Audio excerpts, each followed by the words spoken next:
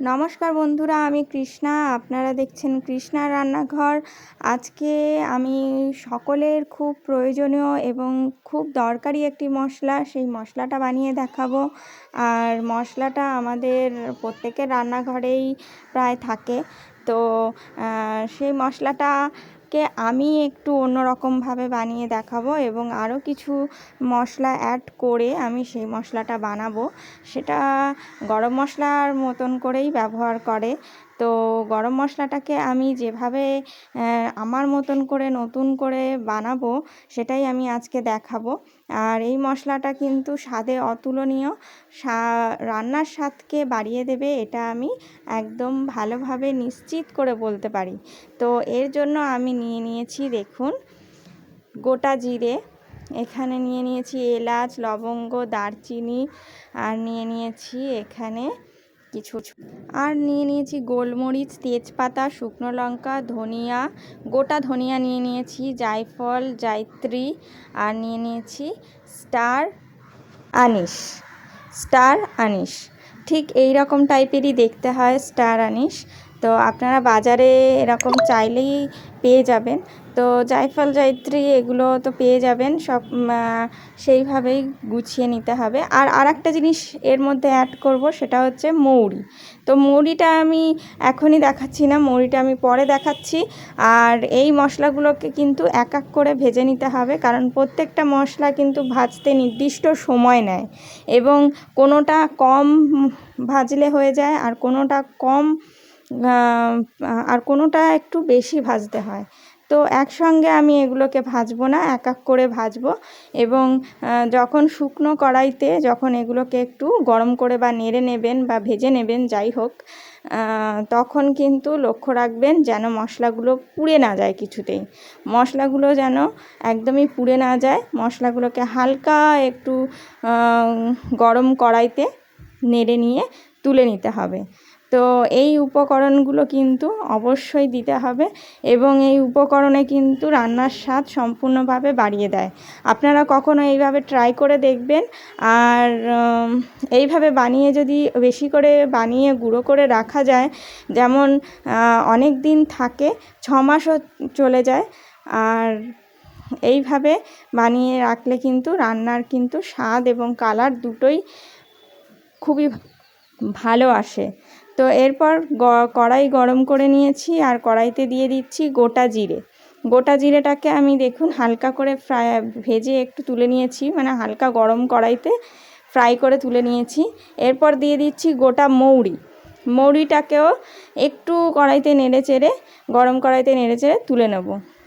খেয়াল রাখতে হবে মৌরি যাতে খুব বেশি লাল বা পুড়ে না যায়, তো তাহলে কিন্তু গন্ধটা খারাপ হয়ে যাবে। তো এরপর আমি দিয়ে দিচ্ছি গোটা ধনিয়াটা সবসময় একটু বেশিই রাখবেন, জিরে যতটা তার ডবল ধনিয়া। তো রান্নারও নিয়ম হচ্ছে জিরে যতটা রান্নায় দেবেন তার থেকে ডবল হচ্ছে ধনিয়া। তো ধনিয়াটাকেও আমি একটু কড়াইতে নেড়ে নিয়েছি। আর এরপর দিয়ে দিচ্ছি গোলমরিচটাকেও কড়াইতে ভালোভাবে একটু গরম কড়াইতে নেড়ে নিয়ে তুলে নেব। তো কোনোটাই কিন্তু খুব বেশি ভাজতে হবে না এবং সব কটাই আমি ভেজে একটা থালায় এইভাবে তুলে নিলাম। তুলে নেওয়ার পর আমি সেই কড়াইতে দিয়ে দিচ্ছি শুকনো লঙ্কা, আর দিয়ে দিচ্ছি এখানে তেজপাতা, দিয়ে দেব লবঙ্গ, এলাচ দিয়ে দিচ্ছি, আর দারচিনিটা একটু বেশি নেবেন। দারচিনি ছাড়া গরম মশলার যে সেন্টটা বা যে ফ্লেভারটা সেটা খুব ভালোভাবে আসে না, তাই দারচিনিটাকে একটু বেশি রাখতে হবে। তো দারচিনি, শুকনো লঙ্কা দিলে যে মশলার যে কালারটা খুব ভালো আসে।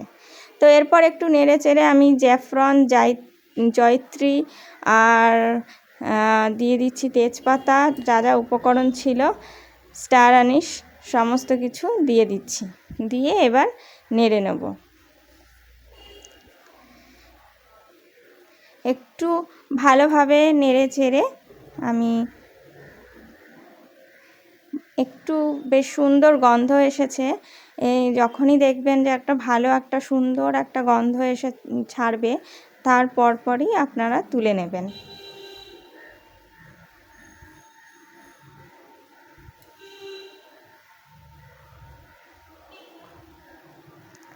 এবার হয়ে এসেছে, আমি তুলে নিচ্ছি। তেজপাতাগুলো একদম কিন্তু মরমরে হয়ে গেছে। তো এরপর আমি ঠান্ডা হতে দেব। গরম অবস্থায় কখনোই কিন্তু মিক্সিতে গুঁড়ো করার দরকার নেই, ঠান্ডা করে নিতে হবে। তো 15-20 মিনিট পর ঠান্ডা হওয়ার পর আমি চলে এলাম, আর একটা মিক্সিং বলে আমি এগুলো তুলে নিচ্ছি। তুলে নিয়ে আমি এর একটা পেস্ট বানাবো। দেখুন একদম মরমরে হয়ে গেছে তেজপাতাগুলো। এরপর আমি এটাকে গুঁড়ো করে নেব।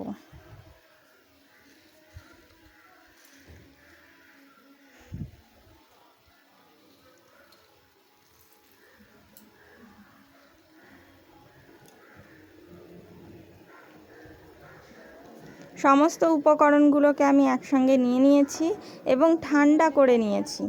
তো এরপর আমি এবার আমি গুঁড়ো করে নেব। তো এইভাবে যথেষ্ট পরিমাণে নিতে হবে। নিয়ে গুঁড়োটা করে নিলে আপনার 6 মাস অনায়াসে সুন্দরভাবে চলে যাবে। বাজার থেকে কিনে আনা যে গরম মশলা, তাতে তো নানা রকম কিছু মেশানো থাকে। তো ঘরে এইভাবে তৈরি করলে কিন্তু ভীষণই ভালো লাগে। তো আমি একটু চেঞ্জ করে নিলাম, ছোট বাটিটা থেকে বড় মিক্সি বাটিতে নিয়ে নিয়েছি, আর নিয়ে গুঁড়ো করে নিলাম।